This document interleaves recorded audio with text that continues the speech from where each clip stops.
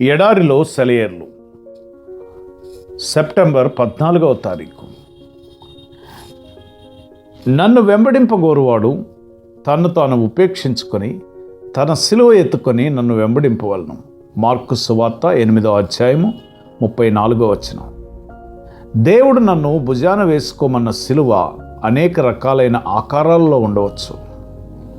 ఇంకా ఘనమైన సేవ చేయడానికి నాకు సామర్థ్యం ఉన్నప్పటికీ తక్కువ పరిధిలో ఏదో అల్పమైన సేవ చేయడానికి మాత్రమే నాకు అవకాశం దొరకవచ్చు. ఫలితం ఇవ్వని పొలాన్నే సంవత్సరం తర్వాత సంవత్సరం పండిస్తూ ఉండవలసి రావచ్చు. నాకు కీడును చేసిన వాళ్ళ గురించి ప్రేమ, దయగల ఆలోచనలే తప్ప వేరే విధంగా ఆలోచించకూడదని ఆజ్ఞ రావచ్చు. అలాంటి వాళ్లతో మృదువుగా మాట్లాడి వాళ్లకు సహాయం చేయవలసి రావచ్చు. దేవుని గురించి వినడం అనేదాన్ని ఇష్టపడని వాళ్ళ దగ్గరే ఆయన మాటలు పదే పదే చెప్పవలసి రావచ్చు. సిలువలు చాలా రకాలు, అన్నీ అతి భారమైనవి. నా ఇష్ట ప్రకారం అయితే వాటిల్లో దేన్ని ఎంచుకోను. కానీ నేను సిలువను ఎత్తుకొని సహనంతో సనుగుడు లేకుండా నా భుజం మీద దాన్ని మోసినప్పుడే యేసు నాకు సమీపంగా ఉంటాడు. ఆయన నన్ను సమీపించి నా జ్ఞానాన్ని పరిపక్వం చేసి నాలో శాంతిని నింపి నా ధైర్యాన్ని పెంచి కష్టమైన, నిష్ఠూరమైన నాలోని శక్తి ఇతరులకు ఉపయోగపడేలా చేస్తాడు.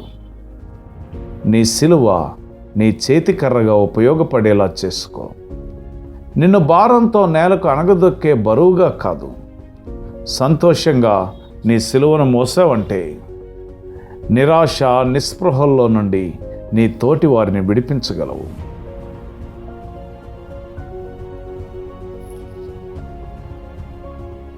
నీ జీవితంలో ప్రభు నీకు ఏర్పాటు చేసినటువంటి పరిచర్య అది ఎంత భారమైనదైనా, దాని కొరకు ఎంత క్రయము చెల్లించవలసి ఉన్నా, ప్రభు చెప్పినట్లుగా నన్ను వెంబడింపగోరువాడు తన్ను తాను ఉపేక్షించుకొని తన సిలువ ఎత్తుకొని నన్ను వెంబడించవాలి.